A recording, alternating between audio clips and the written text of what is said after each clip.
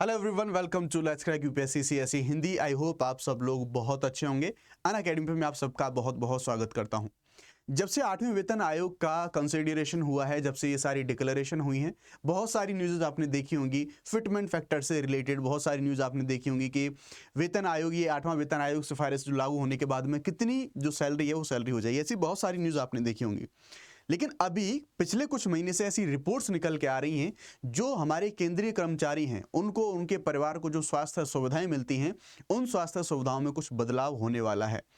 हालांकि मैं आपको बताऊं कि ये जो सारी चीज़ें हैं हम देखेंगे अभी सिर्फ रिपोर्ट्स के हवाले से निकल के आई हैं, ऑफिशियल डिक्लेरेशन अभी नहीं हुई है। बट स्टिल हम यहाँ पर देखेंगे कि किस तरह से क्या रिपोर्ट्स हैं, अभी तक क्या सिस्टम चलता आ रहा है और आगे चल के क्या ऐसी सारी पॉसिबिलिटीज़ हैं जिनमें चेंजेस होने की संभावनाएं हमें देखने को मिल सकती हैं। आइए जानते हैं। तो आप यहाँ पर कुछ न्यूज़ आर्टिकल्स ऐसे आ रहे हैं, हम देख सकते हैं। 8th पे commission, government to replace CGHS with a new health care scheme for central employees. यानी कि हमारे जो केंद्रीय कर्मचारी हैं उनके लिए गवर्नमेंट नई हेल्थ केयर जो स्कीम है उसको लाने पर विचार कर रही है। यहां पर देखेंगे CGHS यानी कि ये जो नई हेल्थ केयर स्कीम है, जो पुरानी स्कीम है, इसको रिप्लेस करने की जो बातें हैं वो बातें करी जा रही हैं। अब मैं आपको ये भी बताऊंगा कि जो पुरानी स्कीम थी CGHS, इसमें क्या था, क्या प्रोविजंस इसमें हुआ करते थे, उन सभी चीजों के बारे में हम लोग यहाँ पर बात करने वाले हैं। तो अंत तक जरूर बने रहिएगा। इस वीडियो के बारे में हम बात करें, लेकिन उससे पहले कुछ जरूरी सूचनाएं जान लेते हैं। अनअकैडमी के द्वारा सभी यूपीएससी सीएसई के जो सब्सक्रिप्शंस हैं उन पर 60% का ऑफर लाइव है अभी, और साथ ही साथ 12 महीने का एक्सटेंशन आप लोग अवेल कर सकते हैं। इनमें आपको जीएस, सीसेट, टेस्ट सीरीज, सारी चीजें, सारी सुविधाएं आपको एक ही जगह पर मिल जाती हैं। तो इनके जो सभी लिंक हैं वो डिस्क्रिप्शन में दिए गए हैं, आप जाके ले सकते हैं।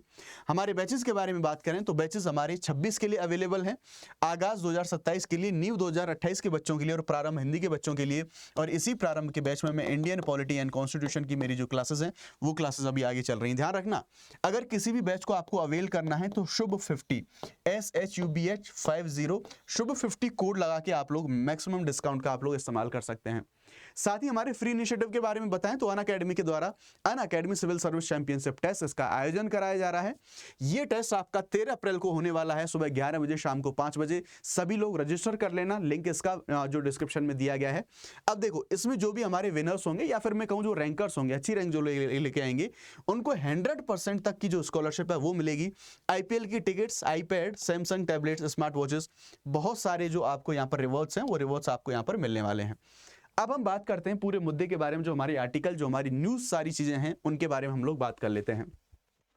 तो न्यूज ये थी कि क्या केंद्र सरकार कर्मचारियों के लिए CGHS, ये जो अभी यानी कि एग्जिस्टिंग जो स्कीम है, इसको हटा के नया स्वास्थ्य बीमा योजना लेके आ रही है। ऐसी सारी चीजें यहां पर चलने वाली थी। तो देखो, मैं आपको बताता हूं। पहले तो हम ये बात कर लेते हैं कि भाई ये जो CGHS को हटाने की बात हो रही थी, ये CGHS एक्चुअल में है क्या। तो कई वर्षों से केंद्र सरकार के कर्मचारियों के लिए जो सुधार उपाय पर सबसे ज्यादा चर्चा हो रही है वो है केंद्र सरकार स्वास्थ्य योजना, यानी कि CGHS, इसके बारे में बात कर रहे थे। सेंट्रल गवर्नमेंट हेल्थ केयर जो स्कीम है, इसके बारे में यहां पर बात कर रहे थे। मैं आपको 6वां और 7वां जो वेतन आयोग था उसके द्वारा भी क्या सिफारिशें दी गई थी, उसने भी कुछ ऐसी सिफारिशें दी थी जिनको सरकार के द्वारा लागू नहीं करा गया था। इनके बारे में भी, उन सिफारिशों के बारे में भी हम यहाँ पर बात करेंगे। केंद्र सरकार के कर्मचारी और उनके आश्रित, यानी कि उनके जो भी उनके डिपेंडेंट हैं, बच्चे वगैरह, वो मुख्य रूप से CGHS के तहत कवर होते हैं, जो उन्हें समग्र चिकित्सा देखभाल और संबंधित जो सुविधाएं हैं वो सुविधाएं यहाँ पर ये प्रोवाइड कराता है। जनवरी 2025 में, यानी कि इसी वर्ष के जनवरी मंथ में, कुछ ऐसी रिपोर्ट्स निकल के आई थी। उन रिपोर्ट्स में कहा गया था कि स्वास्थ्य मंत्रालय CGHS की जो जगह एक बीमा आधारित योजना लाने की जो योजना है, ऐसी कुछ प्लानिंग्स बनाई जा रही हैं स्वास्थ्य मंत्रालय के द्वारा। और जिस योजना के बारे में हम बात कर रहे थे अभी, हालांकि मैं इस चीज का डिस्क्लेमर आपको दे रहा हूं, ऑफिशियली अभी सारी चीजें ऐसी नहीं है, लेकिन काफी दिनों से ऐसी रिपोर्ट्स निकल के आ रही हैं। ठीक, तो अब जो नई योजना लाने की बात करेगी, जो CGHS को रिप्लेस करेगी, उस योजना का नाम हो सकता है central government employees and pensioners health insurance scheme, जिसे CGEPHIS बोल सकते हैं शॉर्ट में आप। ठीक है, इस योजना को IRDA के तहत में रजिस्टर्ड बीमा कंपनियों के माध्यम से लागू किया जाएगा। यानी कि जितनी भी बीमा कंपनी है, और वो बीमा कंपनी ऐसी जो कि IRDA, जो कि रेगुलेटरी बॉडी है, उस IRDA के अंदर, उसके अंतर्गत रजिस्टर्ड हैं, वो पंजीकृत हैं।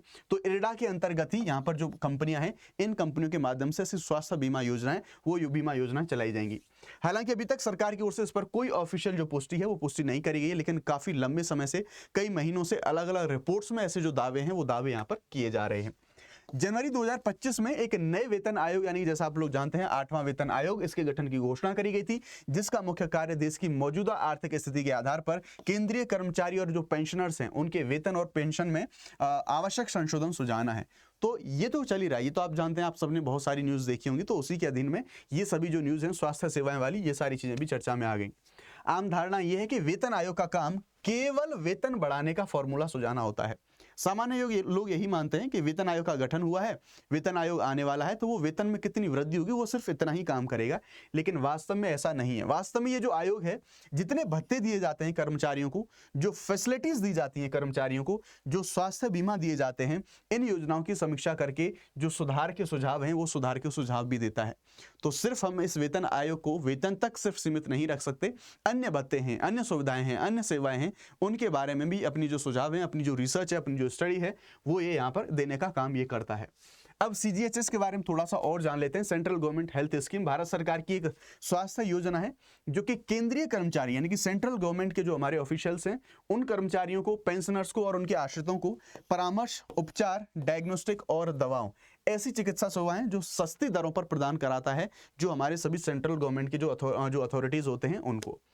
पिछले 3 वेतन आयोगों ने सरकार को एक नई स्वास्थ्य बीमा योजना शुरू करने की सिफारिश करी थी। ये 5 जो 6वां, 7वां, 8वां इस तरह से सारी चीजें चलती आ रही थी, लेकिन अगेन गवर्नमेंट इन सारी चीजों को लागू नहीं कर पाई थी। अब तक गवर्नमेंट ने इनको लागू नहीं किया है। जैसे मैं आपको बताऊं, अगर मैं आपको कह रहा हूं कि 6वें, 7वें, 8वें जो वेतन आयोग हैं, पिछले अगर 6वें, 7वें से भी हम बात करें तो उसने भी कुछ ऐसी सिफारिशें दी थी जिनको नहीं माना गया। तो आइए जानते हैं क्या ऐसी सिफारिशें दी थी। तो इसने ये कहा था कि एक अल्टरनेटिव हम जो हेल्थ योजना है ऐसी लेके आ सकते हैं, वैकल्पिक एक योजना लेके आ सकते हैं। इसमें कर्मचारी स्वेच्छा से शामिल हो सकते हैं बशर्ते वे तय राशि का अंशदान करें। ठीक है, तो एक ये यहाँ पर ऐसी चीज बोली गई थी 6ठे वेतन आयोग के अंदर।